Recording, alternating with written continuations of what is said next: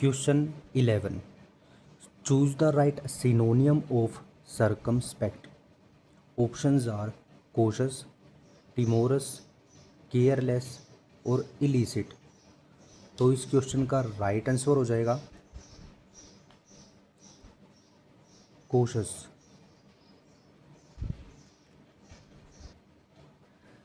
कोशस का मीनिंग होता है सचेत, यानी कि अटेंटिव या मेटिक्यूलसली, ये इसके सिनोनियम है फ्रेंड्स. फिर है टिमोरस का मीनिंग होता है फियरफुल, टीमिड, नर्वस, यानी कि डरा हुआ महसूस करना, डरपोक, ठीक है, या नर्वस हो जाना, या बोटल आउट हो जाना. बोटल आउट एक फ्रेजल वर्ब है जिसका मीनिंग होता है फ्रेंड्स नर्वस हो जाना, ठीक है फ्रेंड्स, या डर जाना, नर्वस हो जाना.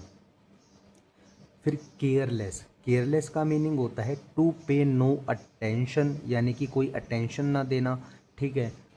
या हिडलेस का मीनिंग भी क्या होता है फ्रेंड्स, केयरलेस ही होता है, यानी कि लापरवाह. ऑप्शन डी इलिसिट, इसका मीनिंग होता है इलीगल, अनलॉफुल और बुटलैग का मीनिंग होता है फ्रेंड्स इलीगली मेड, कॉपीड और सोल्ड, यानी कि गैर कानूनी तरीके से किसी चीज़ को बनाना या किसी चीज़ की कॉपी करना या किसी चीज़ को बेचना, ठीक है फ्रेंड्स. और एक होता है बैंग टू राइट एक ईडियम है फ्रेंड्स. ये क्या है, ये एक ईडियम है. इसका मीनिंग होता है डू समथिंग इलीगल, यानी कि कोई गैर कानूनी कार्य करना, ठीक है फ्रेंड्स. और सर्कमस्पेक्ट का मीनिंग क्या हो जाता है, सर्कमस्पेक्ट का मीनिंग होता है सचेत, अटेंटिव, मेटिकुलसली या cautious. Question 12. Synonym of decimated is. Options are throw, describe, test और destroy. So right answer of this question is option D, destroy.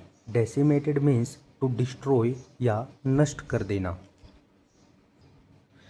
Throw का मीनिंग होता है फेंकना या कंफ्यूज या शॉक कर देना, ठीक है फ्रेंड्स. अब I wasn't expecting a visitor, मुझे यानी कि जो मेरे पास जो विजिटर आया था उसकी मुझे उम्मीद नहीं थी, जिसकी वजह से मैं क्या हो गया था, मैं शॉक हो गया था, ठीक है फ्रेंड्स. तो यहाँ पर थ्रोन का मीनिंग क्या हो जाएगा, शॉक हो गया था वो, ठीक है फ्रेंड्स. और थ्रो का एक मीनिंग और होता है कोज टू मूव क्विकली और केयरलेसली, यानी कि किसी कारण से क्विकली मूव करना या किसी चीज़ को क्विकली मूव करना या खुद मूव होना या केयरलेसली मूव होना या मूव करना, ठीक है. जैसे कि she threw back her hair, उसने क्विकली अपने बाल पीछे कर दिए. She threw herself into chair exhausted, इसका मीनिंग है थकान की वजह से वो एकदम से केयरलेसली चेयर पर बैठ गई, यानी कि थकान हो रही थी तो वो चेयर पर एकदम से वो बैठ गई, यानी कि वो केयरलेस तरीके से, यानी कि जैसे उस पर बैठा गया वो बैठ गई, टेढ़ी मेढ़ी जो भी है, ठीक है. तो यहाँ पर थ्रू का मीनिंग क्या हो जाएगा भाई, वो अचानक से या केयरलेसली तरीके से वो यहाँ पर बैठ गई और उसने क्विकली अपने बाल पीछे कर लिए, ठीक है फ्रेंड्स. थ्रो का एक मीनिंग और होता है फ्रेंड्स, जो होता है लॉस इंटेंशनली, यानी कि जानबूझकर हारना. He was accused of accepting A bribe, यानी कि वो एक्यूज था, यानी कि वो आरोपी था किसका, ब्राइब को एक्सेप्ट करने का आरोपी था, यानी कि उस पर आरोप था कि उसने ब्राइब ली थी, रिश्वत ली थी. ब्राइब का मीनिंग क्या होता है फ्रेंड्स, रिश्वत,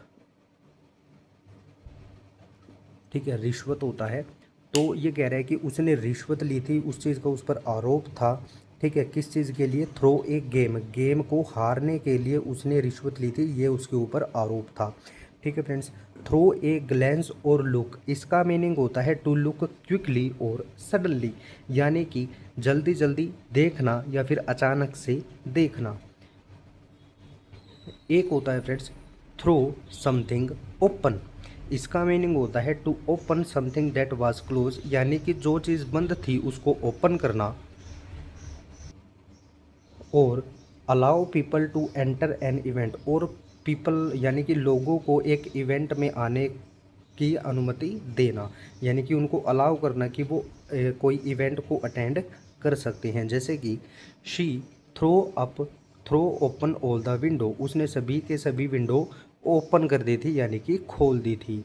the competition has been thrown open to the public, अब जो कॉम्पटिशन था वो क्या हो चुका था, वो thrown open to the public यानी कि उसमें पब्लिक को आना अलाउ कर दिया था, यानी कि उस कॉम्पटिशन में पब्लिक भी अलाउ थे, उसको अटेंड कर सकते थे। ठीक है फ्रेंड्स।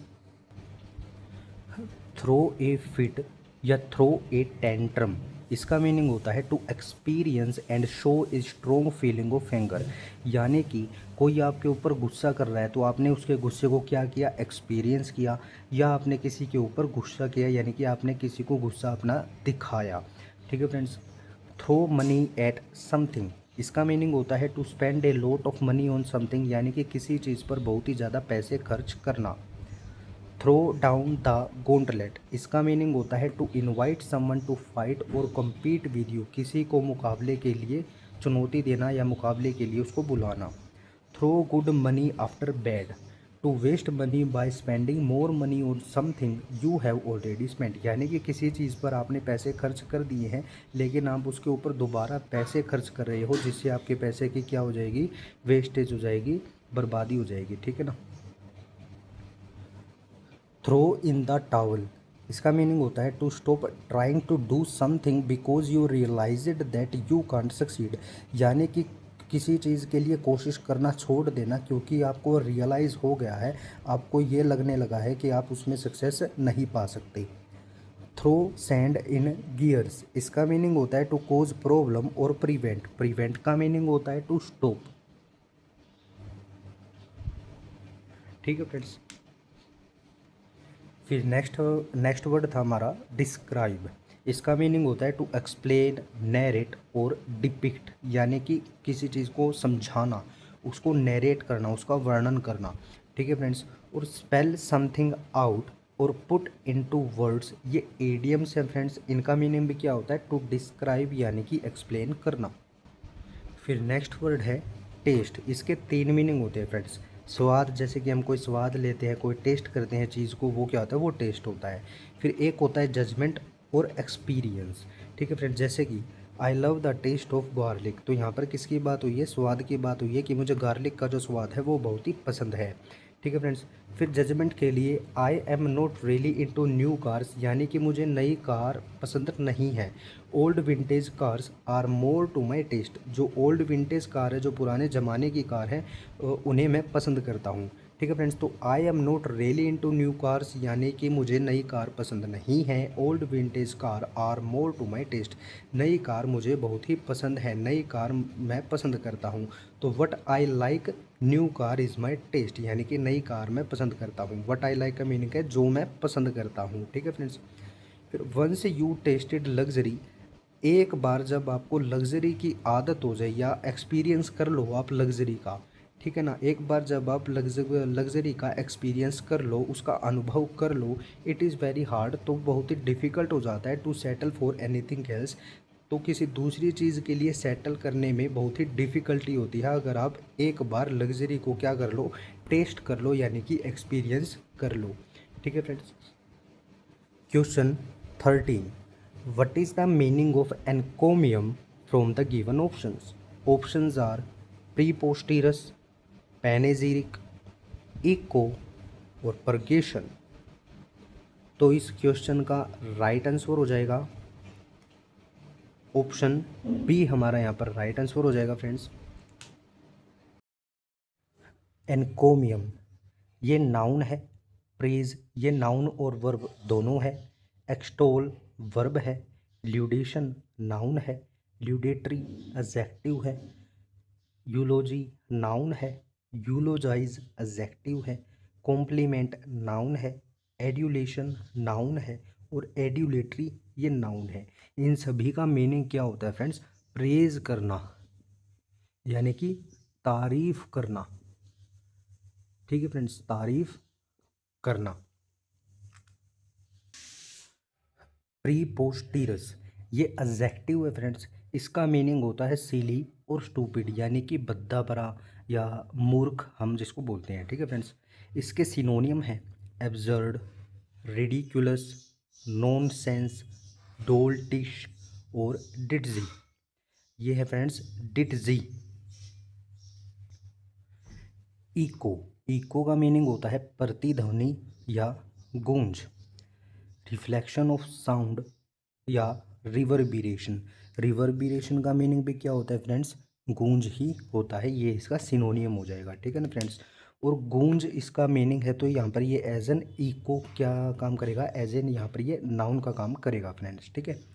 फिर इको का सेकंड मीनिंग होता है सिमिलर डिटेल, यानी कि जो डिटेल दूसरी चीज़ में है वैसे ही डिटेल किसी पहली चीज़ में होना, ठीक है फ्रेंड्स, यानी कि उससे मेल खाना किसी से, ठीक है, मेल खाना किसी से, यहाँ पर एज ये वर्ब के रूप में यूज़ होगा। इको का अगर मीनिंग डिटेल है, सिमिलर डिटेल है, या रिपीट कर रहा है, इको का मीनिंग किसी को रिपीट करना, वो क्या हो जाएगा, वो वर्ब के रूप में यूज़ होगा। और इको अगर नाउन है तो इसका मीनिंग हो जाएगा गूंज, ठीक है फ्रेंड्स। इको के तीन मीनिंग होते हैं, ठीक है, ध्वनि, गूंज, सिमिलर डिटेल और रिपीट।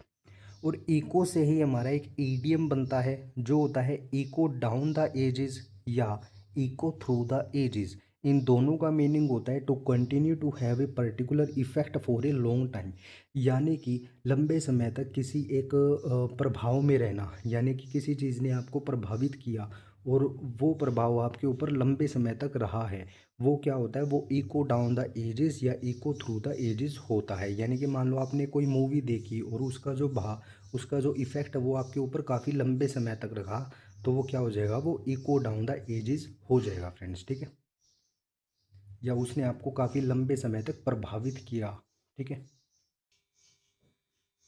नेक्स्ट है परगेशन। इसका मीनिंग होता है प्योरिफिकेशन या फिर क्लीनिंग, यानी कि सफाई करना, किसी चीज़ को पवित्र करना, शुद्ध करना, साफ करना, ठीक है फ्रेंड्स। सलिश समथिंग डाउन या आउट, सॉरी फ्रेंड्स, ये है स्ल्यूस, SLUICE, स्ल्यूस, समथिंग डाउन या आउट। इसका मीनिंग होता है टू वॉश समथिंग, यानी कि किसी चीज़ को धोना। इससे भी हम रिलेट कर सकते हैं भाई, किसी चीज़ को क्लीन करना ही होता है, ठीक है फ्रेंड्स।